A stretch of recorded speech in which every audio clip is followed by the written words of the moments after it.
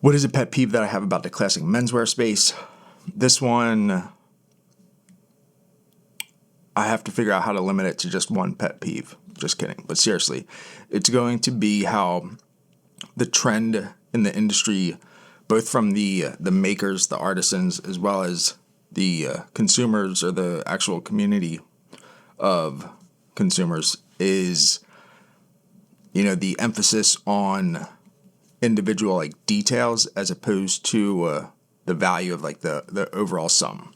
What I mean by that is, there's kind of like a rising level of excitement, or just there's a trend around blind waist, Norwegian construction, pie crust aprons, all of these individual details that are just like one characteristic of the shoe, of the boot, of the selvage denim, depending on what it is. It's just like there's always like one thing that is attracting people because it's a characteristic of the upper echelon of that market. And once that kind of like whatever this means, for those of you that are just listening, I'm not sure what I'm doing with my hands here, but once that kind of like trickles down into like the mid upper echelon of the market, and then into the mid range, and then into the entry level, it not just like waters down the value of it, but folks start just buying the shoes because they want to buy the detail. They're like, oh, I want a split toe derby that has a pie crust apron, or I want a Norwegian constructed shoe. They probably are going to say a Norwegian welded shoe, because most of the times it's just like they want the ability to have that aesthetic, which there's like value in, and I get that. I'm not saying that that's a problem, but what I see is the problem is that when there's such a plethora of new shoemakers, of new denim brands, of new menswear brands that introduce themselves, they put a focus on the trends, because they're like, oh, well, obviously people are going to be more interested in my like $400 shoe if I have one detail that's reminiscent of like a $1,500 shoe, and the lasts are going to be meh, the leather's going to be meh, the overall aesthetic's going to be but it's going to have a high stitch density, or it's going to have a blind waist, or the aesthetic of a fiddleback waist, and it's going to sell like those people. But then everybody that's entering the market as a maker is doing that same type of thing, and there's there's very few, proportionally speaking, in the market, new makers that are like, I'm going to just take all that time and effort that it takes to learn that skill and put it into designing very elegant, refined, technically and anatomically like beautiful fitting and looking lasts. Or I'm going to split that between the lasts and archetyping like perfect patterns that go with those lasts. Instead, they're like, we just have to make the last so that we can make the shoe, and then we're going to focus on just doing the highest stitch density possible. Or we're going to get any kind of leather, and we're going to be able to make like hole cuts for like $50.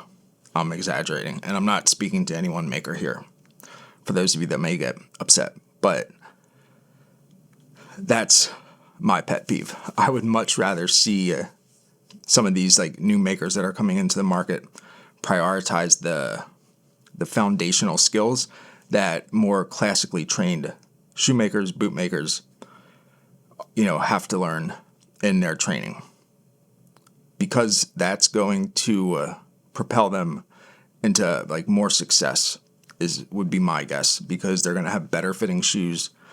They're going to actually like look better. Like there's a reason that the shoemakers that are better have better looking shoes, and the other shoemakers have like aspects that look like that shoe, but the whole aesthetic silhouette doesn't look like that shoe. It's because it's not just how like one part of the shape is made, one part of the fit is done.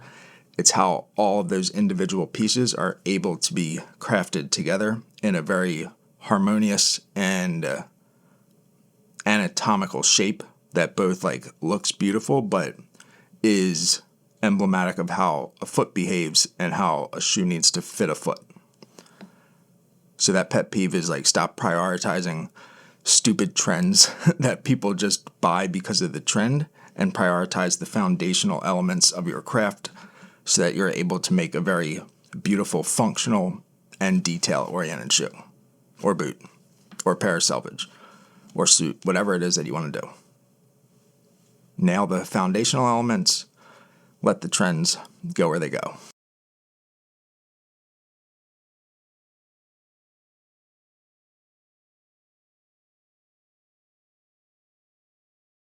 Building off of one of the topics that I just mentioned there is Norwegian construction.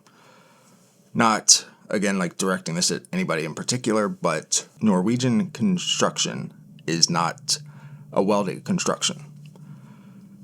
Let me explain what I mean. Now, Norwegian constructed shoes or boots can have a welt, and in today's market, they normally do. But the welt is not one of the critical structural pieces of the construction, meaning that you can, and normally, traditionally, classically, make a Norwegian constructed shoe without a welt. It normally goes right into the midsole or outsole. The welt is kind of more contemporarily used, if that's the right nomenclature, as they say, as who says, not me, but the welt is really introduced more recently as a piece of the anatomy of a Norwegian constructed shoe, and that's because there's no reason not to. Most people are kind of more used to that aesthetic and aren't always so fond, I think, of having the look of the upper kind of folded out over the midsole or the outsole of the shoe. So it's just something that kind of has been adopted. But again, the welt is not one of the core structural pieces of the Norwegian construction. Therefore, it is a hand-sewn construction, but it is definitely not a welded construction. Now, when I say a hand-sewn construction, it's that's hand-welded. Norwegian construction is not hand-welded. It is hand-sewn. So it's still being sewn by hand. Norwegian construction can only be sewn by hand. There's not a machine Norwegian construction. That's a separate topic. But hand-sewn is a construction for what you're classifying a Norwegian construction as, and then hand-welded is when you are hand-sewing the welt as the core structural element of the shoe. You're hand-sewing the welt on, hand-welded. Hand-welded, Norwegian construction. Sometimes Norwegian construction has a welt, but Norwegian construction is not a hand-welded construction. You get it?